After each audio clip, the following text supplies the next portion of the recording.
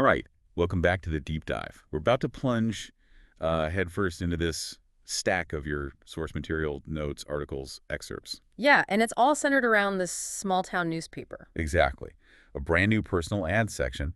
And then suddenly, these completely unexpected mysteries just erupt. It's right, and this isn't just, reporting the bake sale. These sources show how messy life, secrets, even, well, crime can pop up in really ordinary places. And it all lands on this one newspaper editor, Jamie Swift. She's right in the middle of it. Right, in the thick of it. So our mission today, sift through this, pull out the key nuggets, the insights, and sort of untangle the connections in this town's drama.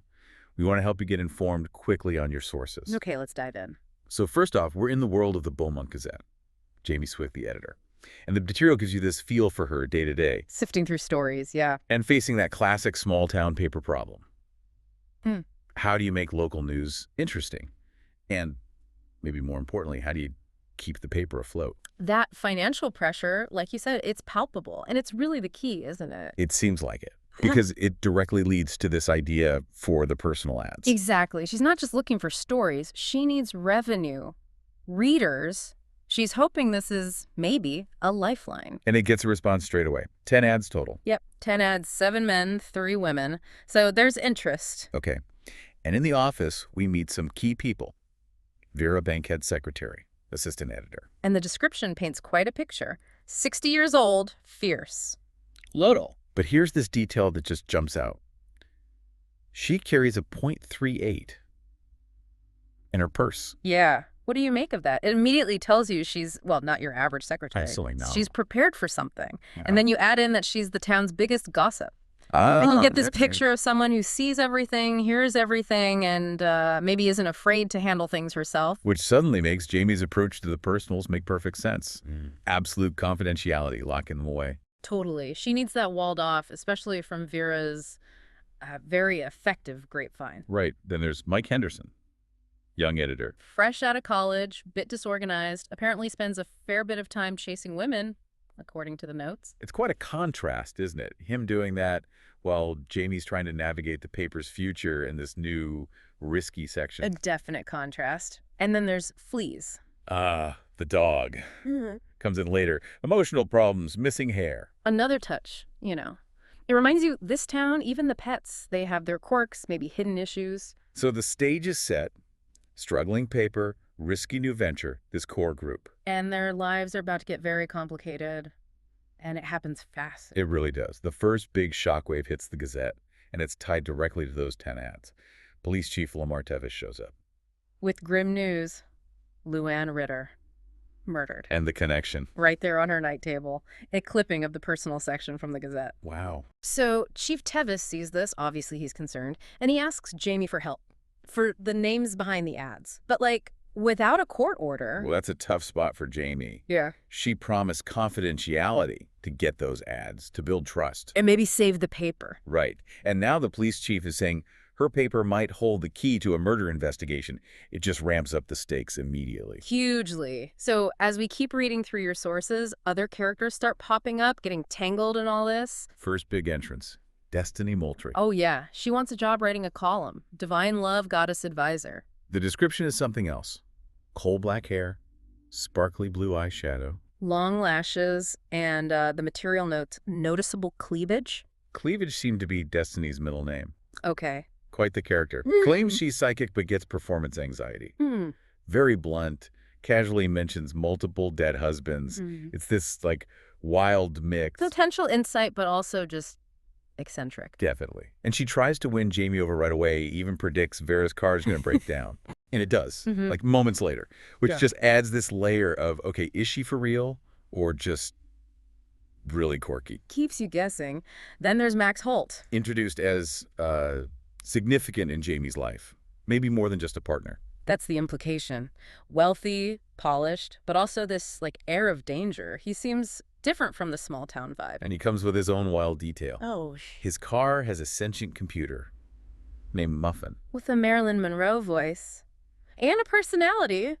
Apparently Muffin's having an online romance with an MIT laptop. Okay, that's a lot. But it immediately tells you Max has resources, right? High-tech resources dropped into this little town. Signals his capabilities for sure. And he's connected to Frankie and D. Fontana, who we might know from other contexts. Right. And then there's Maxine Chambers, former librarian. Makes a bold move, opens a lingerie shop. Sinful delights on Main Street. You can just imagine the stir that caused. Especially with people like this preacher wannabe harassing her. Calling her out, yeah. Accusing her of corrupting the town. So those new characters, they're not just background. They immediately expand this whole web. Connections, motives, conflicts, all potentially linking back to the ads and Luann's murder. So, okay, Luann's murder might be linked to the personals. Jamie and Max start working together. And Max's advantage muffin becomes this key investigation tool. Yeah, Muffin can dig into the advertisers' backgrounds, get info Jamie couldn't get officially, so they start following up. Which leads to some, let's say, awkward encounters.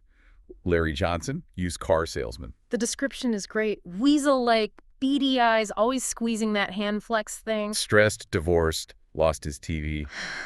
You get this picture of a guy under pressure. And Jamie's attempt to pump him for info is just painful, pretending to like Kahlua, ending up in his bedroom looking at a car key. Yeah, it shows the weird places this investigation takes her, the uncomfortable stuff you run into probing private lives. Then they meet John Price, accountant, new in town, also divorced. His ad specifically asks for a discreet relationship. Discreet. He talks about dating younger women, mentions his daughter, seems maybe more stable than Larry, but that word, discreet, it makes you wonder. It does. And then there's this really weird meeting with Reverend Hayward. He placed an ad, too. Oh, this one's bizarre. Jamie and Max pretend they're engaged, seeking counseling. And the Reverend's views on marriage, especially nagging wives, they're just disturbing. Yeah. A comment about fantasizing about using a pillow. Super creepy. Yeah. Puts them on a whole different level of unsettling. Definitely. And we loop back to Brent Walker, Agnes Amesley's grandson, the preacher wannabe harassing Maxine. Right. We find out he saw it as his Christian duty to confront people, and crucially, the sources say he visited Luann Ritter, left spiritual pamphlets. So that ties him to the first victim, but through a different route. Not the personals, but his sort of self-appointed moral crusade. Meanwhile, Maxine's shop, Sinful Delights, becomes this flashpoint on Main Street. Town reaction, values clash. Yeah. It comes to a head. Yeah, this public confrontation. Agnes Ainsley, other church ladies protesting. It's a great scene showing those small town dynamics. Jamie steps in, Vera's there, camera ready, naturally. And Dee Dee, Beanie, and Destiny show up to back Maxine, this unlikely group. It's chaos. But Jamie handles it pretty cleverly, gets on a ladder, tells the arriving Chief Tavis it's a grand opening sale. Uses humor, yeah. Yeah. And she calls out Brett Walker right there, publicly asks him about visiting Luann, puts him on the spot. And then Agnes Amesley, leading the protest, brokers a compromise about the window display. So Jamie turns this protest into like a publicity event for Maxine, helped by Vera confirming the sale to the chief. Shows Jamie's quick thinking. Resourceful. And how unpredictable these community things can be.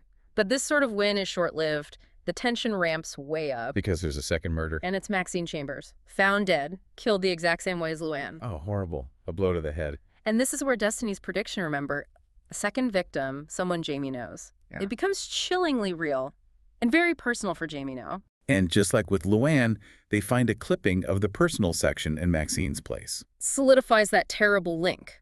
The killer is targeting people connected to these ads, and now it's hit someone Jamie just interacted with, defended even. So the investigation gets intense. Muffin's work becomes really critical now. Absolutely. Muffin starts digging deeper into the advertisers. And this is where Muffin finds this huge, shocking connection. Yeah. Revolving around John Price. Yeah, Muffin digs up that John Price's ex-wife, Barbara Fender, is actually Jamie's new neighbor. What? Living under a different name. Celia Brown Price. Exactly. And the really chilling part. Muffin finds records. A previous murder, same MO, near Price's old address in Atlanta. Oh, my God. So a potential killer, maybe linked to a past crime miles away, is living right next door to the editor investigating the current murders. The threat is literally next door now, incredibly close. Wow. And adding to the general anxiety, Larry Johnson gets weirder. Right. He confronts Jamie in her garage, all agitated because the police asked him for some crowbars. Yeah, paranoid. Thinks she set him up. Jamie calls Chief Tevis, but they still don't have enough to pin anything on Johnson. So he's still out there, this suspicious loose end. And Kind of in parallel, Vera actually goes on her date with John Price. Okay. And their talk highlights how nervous he is about the ads, about discretion. He tries to brush it off, just being a private person. But then Vera gets those weird phone calls later. Silent calls. Yeah, adds another layer of unease. Is it related? Is it Price? Is it someone else? So many threads. Muffins' discovery about Celia, Larry acting strange, Vera's date and calls. It feels like it's all building to something. And the sources take us right there to a confrontation at Jamie's house. In the garage. Jamie and Max are there, maybe drawn back there for some reason. And that's when she arrives. John Price's ex-wife, Barbara Fender, Celia Brown Price. Jamie's garage. A struggle breaks out. Yeah. Physical, and then completely unexpected, but maybe, given what we know. Vera Bankhead shows up, pulls out her .38, shoots Celia in the stomach. The 60-year-old secretary with a gun. The gossip. She's the one who stops the killer. Totally turns expectations upside down, doesn't it? Wow. Okay, so the immediate aftermath must be chaos. Yeah. Vera and Celia are both hurt, rushed to the hospital. Chief Tevis arrives on scene. And then we shift to the ER waiting room. Jamie, Max, John Price, Lamar. Waiting. And later, Destiny and Sam Hunter show up. Destiny said she just felt something was wrong. Right. In this waiting room scene, it's where a lot of these threads start to resolve. Definitely. Vera, she's got a broken arm from the fight, but she's already focused on the story. Wants to write it herself for the Gazette. Demanding editorial control. Good for her. Yeah. Showing some newfound agency. Big time. Wants Mike's job, writing articles, not just assisting. And Celia Price, the killer. She's in emergency surgery. Her motive gets confirmed. Revenge against John Price for leaving her. She was targeting people connected to him or his ad. And that Atlanta murder muffin found. Confirmed. Part of her history. John Price must be devastated. Guilty. Yeah, he's distressed. Vera tries to reassure him. They talk there in the hospital about, their attempt at dating through the ads. Awkward. And decide friendship is probably the way to go for now. Too much trauma, need time. Makes sense. And Destiny and Sam Hunter arriving. Another connection forming. Seems like it. Bonding over liking to sleep late when it rains.